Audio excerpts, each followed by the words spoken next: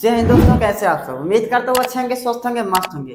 तो आज हम लोग लेकर आए हैं क्या थी, केमिस्ट्री का पहला चैप्टर। हम लोग चैप्टर को पढ़ेंगे नहीं, रिवाइज करेंगे क्योंकि अपने पास समय बहुत कम है। तो जल्दी से शुरू करते हैं। क्या है अपना चैप्टर, अपना अध्याय क्या कह रहा है कि रासायनिक अभिक्रिया एवं समीकरण। तो सबसे पहले हम लोग समझ लेते हैं कि चैप्टर अपना क्या है। तो लिखा क्या है कि रासायनिक अभिक्रियाएं। तो अभिक्रियाएं का मतलब क्या होगा, अभिक्रियाएं। अभिक्रियाएं का मतलब क्या होता है, अभिक्रियाएं का मतलब होता है परिवर्तन होना। क्या होता है अभिक्रियाएं का मतलब, परिवर्तन। अब लेकिन वो परिवर्तन किस प्रकार का परिवर्तन होगा आपका, तो ये रासायनिक में परिवर्तन होगा। ये क्या कहलाएगा आपका, रासायनिक अभिक्रियाएं। इसके बाद समीकरण। समीकरण क्या होता है, समीकरण का मतलब होता है कि चीजों को संतुलित करना या फिर उनको संतुष्ट करना। ठीक, तो हम लोग समझेंगे कि इस अध्याय में हमको पढ़ना क्या है। सबसे पहले हमको समझना ये चीज है कि हम लोग कैसे समझेंगे या फिर कैसे पहचानेंगे कि रासायनिक अभिक्रिया या फिर रासायनिक परिवर्तन हो रही है या फिर नहीं हो रही है। तो सबसे पहले आप लोग क्या देखे होंगे, आप लोग क्या कीजिए, आप लोग लीजिए ठीक रॉड। रॉड लीजिए, किसका होना चाहिए, फेरस का यानी कि लोहे का। इस रॉड को क्या कीजिए, आप अपने अपने घर पे कहीं फेंक दीजिए उसको बाहर। आप उसको 10 दिन 15 दिन लगभग 1 महीने या 10 दिन बाद देखेंगे उसको, वो क्या होगा, जैसे जिसमें जंग लगने लगेगा। क्या लगने लगेगा, जंग। अब इसका मतलब क्या होगा कि जो अपना लोहा था, यानी कि क्या था अपना, ये फेरस था, इसने किया क्या है, अपने वातावरण में उपस्थित ऑक्सीजन से संपर्क किया है, जिसके कारण हुआ क्या, इसमें धीरे धीरे क्षरण होने लगे। मतलब ये क्या हो गया, उसमें जंग लग गया। ये क्या हो गया, ये आपका रासायनिक परिवर्तन या फिर रासायनिक अभिक्रिया हुई है। इस आपने देखा होगा कि भाई दूध था, दही कैसे बन गया। दूध का दही से बनना क्या है आपका, रासायनिक अभिक्रिया है। ठीक, इसी प्रकार से आपके उसको पहचानने के लिए बहुत से उदाहरण मिल जाएंगे आपको। इसके बाद आपको ये चीजें किस प्रकार से मिलेंगी। सबसे पहले क्या हो सकता है आपका कि अवस्था परिवर्तन हो जाए। क्या चीज परिवर्तन हो जाए आपका, अवस्था परिवर्तन। अवस्था परिवर्तन मतलब क्या हुआ, पहले चीज था कुछ और, अब हो गया कुछ और, यानी कि उसकी स्थिति में परिवर्तन क्या कहलाएगा, उसका अवस्था परिवर्तन होगा। तो हम लोग समझ जाएंगे कि भाई भाई हुआ है क्या चीज, रासायनिक परिवर्तन या फिर रासायनिक अभिक्रिया हुई है। उसके बाद क्या हो, रंग में परिवर्तन हो जाए। रंग में था पहले कुछ और, अब हो गया कुछ और, रंग में परिवर्तन हो जाए। यानी कि ऐसी ऐसी अभिक्रियाएं में क्या होने चाहिए, चीजों का रूप बदल जाए या फिर उनकी जो मूल अवस्था या अस्तित्व बदल जाए। क्या कहलाएगा, रासायनिक समीकरण या फिर रासायनिक अभिक्रियाएं कहलाएंगे। अब इसके बाद हम लोग समझने वाले हैं कि आपकी जो रासायनिक अभिक्रियाएं हैं ये कितने प्रकार से हो सकती हैं। ये तो आपके मन में आएगा सवाल, ये किस प्रकार से फिर कैसे कैसे हो सकती हैं। तो सबसे पहले हम लोग समझते हैं क्या चीज, अपना जो होगा रासायनिक अभिक्रियाएं। पहला क्या है आपका, संयोजन अभिक्रिया। संयोजन अभिक्रिया। अब देखिए, अब संयोजन अभिक्रिया क्या होता है, ऐसी अभिक्रिया इसमें क्या होगा, संयोग, यानी कि संयोजन में क्या होता है, जुड़ना, यानी कि संयोग होगा। इसमें क्या होगा, इसमें जुड़ने की बात होगी। कौन सा अभिक्रिया कहलाएगा, संयोजन अभिक्रिया। इसमें होगा क्या कि इधर कोई चीज और हो, ये भी इधर कुछ और चीज हो। होना क्या है, यहाँ पर चीजों को जुड़ना है, इधर जा करके एक बन जाएगा। इसका मतलब क्या होगा यहाँ पर कि जब दो या दो से अधिक पदार्थ क्या हो, मिलकर के एकल पदार्थ का निर्माण करते हैं, क्या कहलाता है आपका, संयोजन अभिक्रिया। अब आपके मन में थोड़ा सा प्रश्न उठ रहा होगा कि ये जो हमने ए और बी को मान लिया है या फिर इसको लिखा है, ये दोनों क्या कहलाएंगे या फिर ए क्या कहलाएगा। तो देखिए सीधा सा बात क्या है कि ए जो आपके ए में लिखे गए ये क्या कहलाते हैं, आपके अभिकारक कहलाते हैं। अभिकारक कहलाते हैं। उसके बाद से, इसके बाद से जो चीजें अभिकारक से बन जाएंगी वह क्या कहलाएगा आपका, उत्पाद कहलाएगा। यानी कि जो आपने बना दिया है, ये चीजों को मिला करके आपने बना दिया कुछ, तो क्या कहलाएगा आपका, उत्पाद निर्माण कर दिया आपने। अब ये तीर क्या है, ये तीर का मतलब क्या होता है कि हमने प्राप्त कर लिया, फिर हमने इसको बना लिया। ठीक, अब उसके बाद से हम लोग समझेंगे कि, इसके बाद समझेंगे हम लोग कि संयोजन अभिक्रिया का जो असली वाला एग्जाम्पल होगा। हम लोग तो ए बी देकर के एक समझने के लिए समझा था, लेकिन वास्तव में एक्चुअल में क्या चीज है या फिर क्या हो सकता है। तो चलिए हम लोग क्या करेंगे, तत्वों को लेंगे। क्यों लेंगे, क्योंकि हम लोग पढ़ रहे हैं रसायन विज्ञान, यानी कि रासायनिक अभिक्रिया में। भाई रासायनिक का तो भाग लेंगे तब तो मजा आएगा इसको पढ़ने में। तो क्या करेंगे हम लोग, कुछ ऐसी चीजें ना जो फटके हुए इधर उधर हो, यानी कि हम लोग करते क्या, ले लेते हैं कार्बन को, फिर उसके बाद से क्या करते हैं, हमने ले लेते हैं इसको ऑक्सीजन यानी कि O2 को।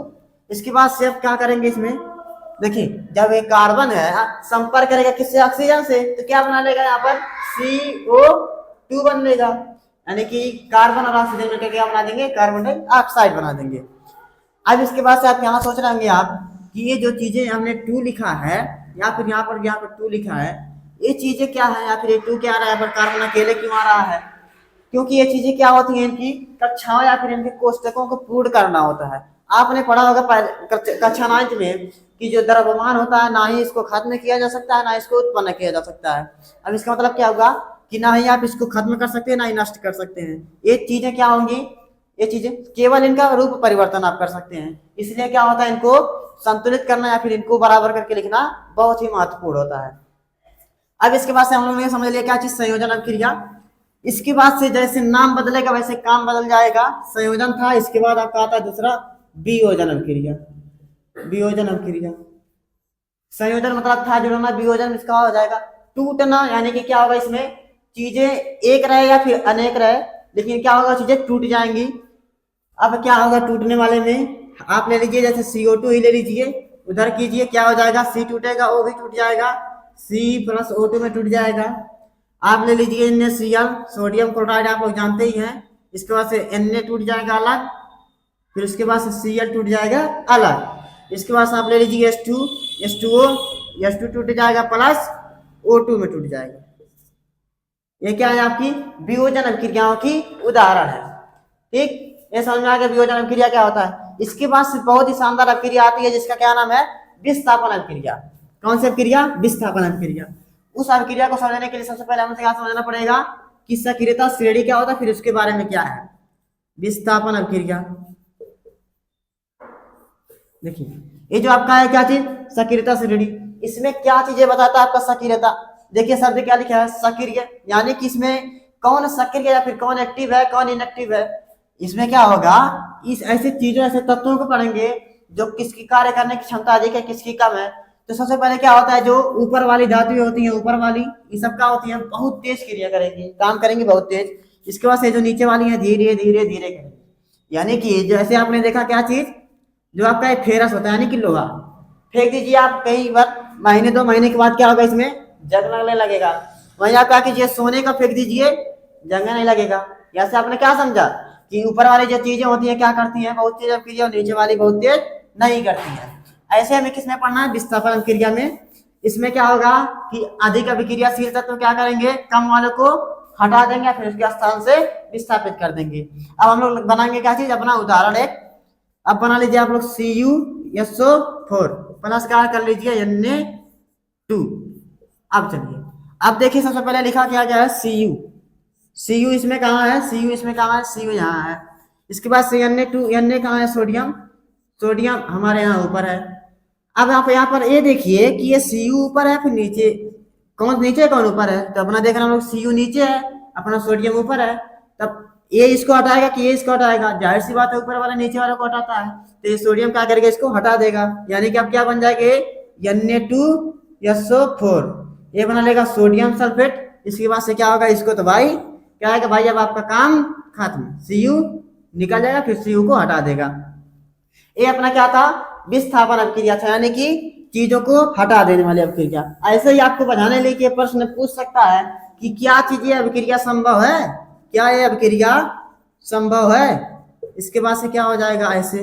अब आप यहाँ पर क्या करेंगे, जल्दी जल्दी देखेंगे, देखेंगे यहाँ पर धातु धातु अभिक्रिया करके हटा करके बना देगा। लेकिन आप यहाँ पर एक चीज ध्यान दीजिएगा, ये देखिए Cu कहाँ आता है आपका, Cu आता है नीचे, सोडियम कहाँ आता है ऊपर। अब सोडियम ऊपर वाले यानी कि क्रियाशील ये है, ये तो क्रियाशील है ही नहीं, ये कैसे इसको हटा पाएगा, नहीं हटा पाएगा। आप लिखिएगा कि यहाँ पर कि अभिक्रिया संभव नहीं है। ये आपका क्या हो जाएगा, ये अभिक्रिया का काम खत्म। अब इसके बाद से बहुत अच्छा अभिक्रिया आपका आता है क्या चीज, ये तो आपका था विस्थापन, लेकिन बहुत बजने वाली अभिक्रिया क्या आती है अपनी, द्विविस्थापन। वो तो याद ही नहीं होने वाला है, भूल जाते हैं बार बार उसको, लेकिन नहीं ऐसा नहीं है। क्या चीज आएगा आपका, द्विविस्थापन अभिक्रिया। विस्थापन अपना क्या था कि अधिक वाला काम को हटा दे रहा था, लेकिन जो आपका द्विविस्थापन अभिक्रिया है उसमें ऐसा मैटर नहीं है, उसका कॉन्सेप्ट ही अलग है। द्विविस्थापन में होता क्या है कि आयन, आप लोगों ने आयन के बारे में सुना होगा। आयन क्या होता है, जो आपके आयन होते हैं, एक होता है धनायन आपका, एक होता है ऋणायन, प्लस और माइनस। यही खेल किसमें चलेगा, आपके द्विविस्थापन में। अब इसका मतलब क्या हुआ कि जो इसमें क्या हमने बताया आपको कि इधर वाले जो होते हैं अभिकारक होते हैं, इधर वाले क्या होते हैं आपके उत्पाद होते हैं। तो अभिकारकों के मध्य इसमें क्या होगा, आयनों का आदान प्रदान होगा। अब जैसे जैसे आप लोग समझ लेते हैं, आप लोग जैसे लेने आप लोग हम कि Na2SO4 प्लस BaCl2 अब इधर हम लोग क्या करेंगे, इसमें आयनों का आदान प्रदान होगा। तो सबसे पहले हम लोग समझेंगे क्या चीज कि कौन किसके पास जा सकता है। जैसे कि आपने देखा होगा कि Na कहाँ होता है हमेशा, Na होता है हमेशा प्लस में, Cl किस में होता है, माइनस में। आपका SO4 हमेशा किस में होता है, SO4 माइनस माइनस होता है, और Ba क्या होता है, प्लस प्लस होता है। अब देखिए यहाँ पर आपने चीज पढ़ा होगा कि जो प्लस होता है माइनस होता है, ये दोनों क्या करते हैं, आकर्षण करते हैं एक दूसरे को। यानी कि क्या होगा, सोडियम क्लोराइड के पास जाएगा, सोडियम क्लोरीन के पास, और BaSO4 के पास। वही तो हम लोग क्या करेंगे, उत्पाद बना देंगे। क्या होगा यहाँ पर, सोडियम और क्लोरीन। देखिए यहाँ पर दो है, सोडियम के पास भी दो है, दोनों का एक बार लिख लीजिए, सोडियम NaCl, सोडियम क्लोराइड बन गया यहाँ पर ना, सोडियम क्लोराइड। इसके बाद क्या है कि ये Ba है, इसके बाद SO4, बात खत्म। ये क्या हो गया अपना द्विविस्थापन अभिक्रिया। ये क्या होगा अपना दो विस्थापन अभिक्रिया। इसमें हुआ क्या है कि इसमें प्लस था और माइनस था, प्लस माइनस के बीच में काम होता है, किसमें, द्विविस्थापन अभिक्रिया में आयनों का आदान प्रदान होता है। इसके बाद से आता है कौन सा अभिक्रिया आपका, कि जो आपने पढ़ा क्या चीज, वियोजन अभिक्रिया। उसमें आप क्या जाते हैं, तीन प्रकार से अभिक्रियाएं वियोजन में तीन प्रकार से अभिक्रियाएं आती हैं। सबसे पहला क्या, उसमें सबसे पहला आपका अभिक्रिया है कि ये जो वियोजन आप अभिक्रिया करेंगे, क्या कीजिए आप, प्रकाशीय वियोजन कीजिए, प्रकाशीय वियोजन कीजिए। उसके बाद से आपका आ जाएगा विद्युत वियोजन आ जाएगा, आपका प्रकाशीय आ जाएगा, विद्युत आ जाएगा। फिर इसके बाद से एक प्रकार से और आपका आता है कि क्या कीजिए आप इसमें उष्मीय वियोजन, यानी कि आप उष्मा दीजिए, क्या हो जाए, टूट जाए। आप सबसे पहले समझेंगे क्या चीज कि प्रकाशीय वियोजन कैसे होता है, या फिर इसका उदाहरण क्या होगा। तो ऐसी अभिक्रिया इसमें क्या हो, प्रकाश देने पर क्या हो जाए, टूट जाए, क्या कहलाएगा आपका ये वियोजन, यानी कि प्रकाशीय वियोजन कहलाएगा। अब प्रकाशीय वियोजन का उदाहरण क्या हो सकता है, आप लीजिए क्या चीज, आप AgCl2।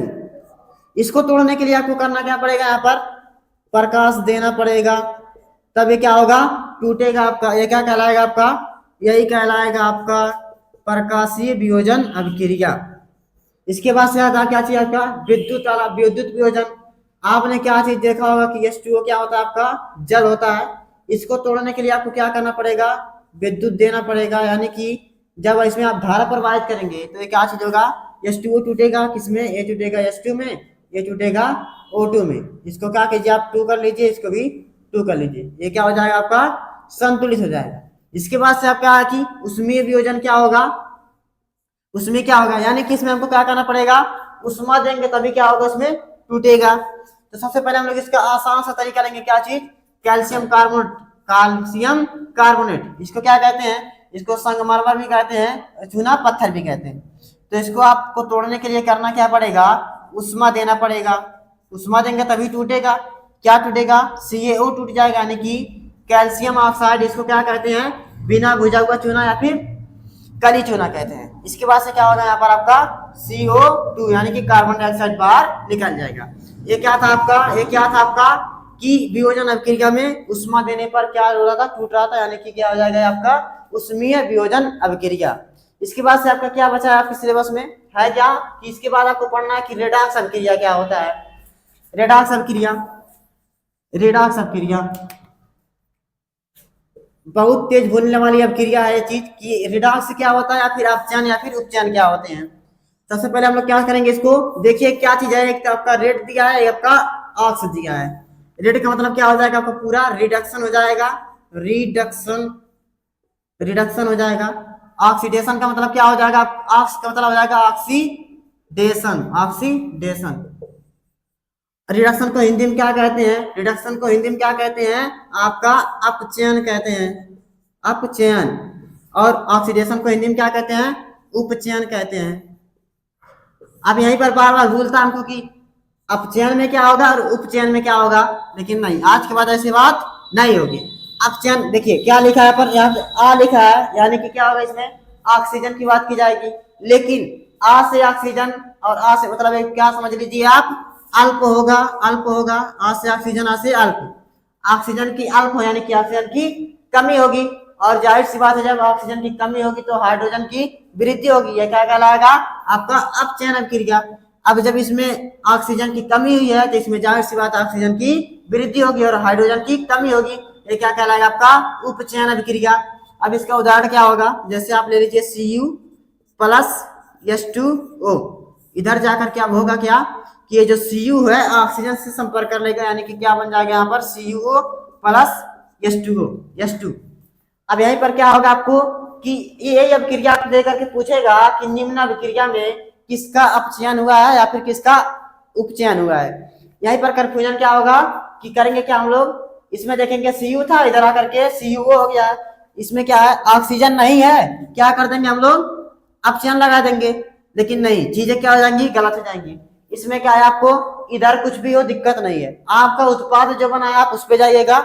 ठीक, अब देखिए यहाँ पर था का Cu था, इधर जाकर क्या बना? CuO बना है।